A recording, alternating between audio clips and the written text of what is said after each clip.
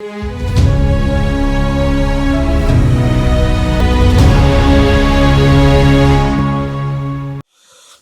दोस्तों, राजनीति की बातों में आपका स्वागत है। मैं हूं आपका दोस्त धर्मेंद्र कंवारी और पॉलिटिक्स ऑफ चौधर के आज के वीडियो में हम कालावाड़ी हलके की बात करेंगे। दोस्तों, कालावाड़ी मेरा देखा हुआ हलका है क्योंकि किसी ज़माने में मेरे पापा की पोस्टिंग वहाँ होती थी और मैं कालावाड़ी कई बार जाता रहता था। बहुत ही शानदार ये हलका है।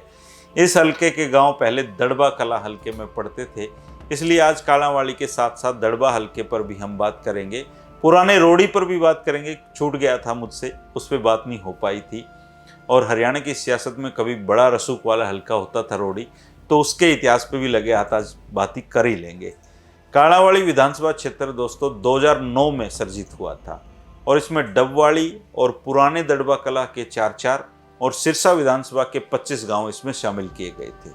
साल 2009 में इनेलो जो शिरोमणि अकाली दल है उसके चरणजीत सिंह जी कांग्रेस के सुशील इंदौरा को पराजित करने में सफल रहे थे। पिछले चुनाव में इलाहाबाद से जीते इनेलो के विद्यार्थी इंदौरा को इस बार कांग्रेस के लिए वोट मांगते देखकर लोग हैरान थे और सबक सिखाने के मूड में दिखाई दे रहे थे। इसलिए स्थिति भांपते हुए इंदौरा साहब ने रणजीत सिंह जी को उनका जो प्रभाव है उसका इस्तेमाल अपनी जीत को सुनिश्चित करने के लिए किया, लेकिन बात नहीं बन पाई। 2014 में शिरोमणि अकाली दल के बलकौर सिंह ने कांग्रेस के शिषपाल केरवाला को हराकर विजय पताका फहराई।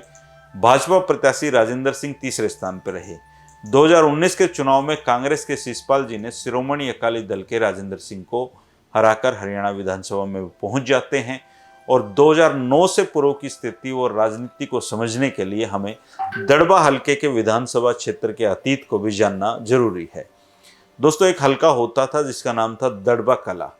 ये 1977 में अस्तित्व में आया था और इसमें जो पहला चुनाव हुआ था उसमें निर्दलीय जगदीश कुमार बेनीवाल जी ने कांग्रेस के बहादुर सिंह को हराया था।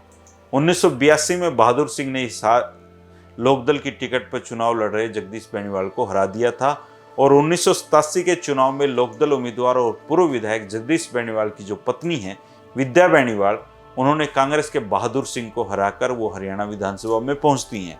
1991 में जनता पार्टी के मनीराम जी ने कांग्रेस के भरत सिंह बेनीवाल जी को हराया और 1996 और 2000 के चुनाव में भी इनेलो और विद्या देवी बेनीवाल का यहाँ कब्जा बरकरार रहता है। 1996 में उन्होंने हविपा के प्रहलाद सिंह को पराजित किया और 2000 में कांग्रेस के डॉक्टर केवी सिंह जी को हराया। अब रोडी हलके की कहानी भी लगे हाथ जान लेते हैं, क्योंकि रोडी भी इस एरिया का एक प्रमुख हलका रहा है। रोडी हलका 1967 से लेकर 2005 तक हरियाणा के चुनावी इतिहास में अपनी अहम जगह पर कायम रहता है। 1967 में कांग्रेस के बनिया प्रत्याशी प्रेम सुखदास यहाँ से आजाद दारा सिंह को हराकर विधायक बने थे। 1968 में कांग्रेस के हरकिशन लाल ने अकाली दल के दारा सिंह को हराया था। 1972 में हरकिशन लाल जी चुनाव जीते और उन्होंने आजाद उम्मीदवार चौधरी साहब राम जी को हराया था। 1975 में उपचुनाव यहाँ पे होता है और चौधरी देवीलाल जी आजाद चुनाव लड़ते हुए कांग्रेस के इंदिराज जी को हराने में सफल रहते हैं। 1977 में जनता पार्टी के सुखदेव ने कांग्रेस के जगदीश नेहरा जी को हराया। 1982 में जगदीश नेहरा जी चुनाव जीते और उनसे हारने वाले उम्मीदवार थे लोकदल के चौधरी प्रताप सिंह चौटाला। 1987 में चौधरी रणजीत सिंह चौटाला यहाँ से चुनावी मैदान में उतरते हैं और उन्होंने जगदीश नेहरा जी को हराया था। 1991 में जगदीश नेहरा जी चुनाव जीतकर मंत्री बनते हैं और उन्होंने इस चुनाव में हरि सिंह जी को हराया था। 1996 में ओम प्रकाश चौटाला जी यहाँ से चुनावी मैदान में उतरते हैं और जगदीश नेहरा जी चुनाव हार जाते हैं।